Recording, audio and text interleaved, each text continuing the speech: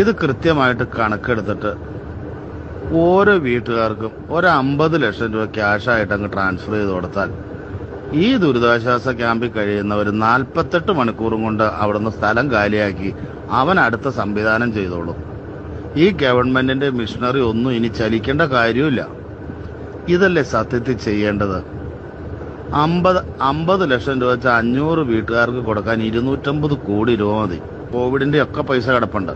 പിന്നെ ഇപ്പൊ തന്നെ ഒരു 150 കോടിക്ക് മുകളിൽ കിട്ടിയിട്ടുണ്ട്. ഇനി സർക്കാർ ഉദ്യോഗസ്ഥരുടെ 5 ദിവസത്തെ സാലറി ചലഞ്ച്, അതും കോടികൾ കിട്ടും. ഇതിന് ഈ 250 കോടി രൂപ ഈ ജനത്തിന് കൊടുത്താൽ ജനത്തിന് സന്തോഷമാവും.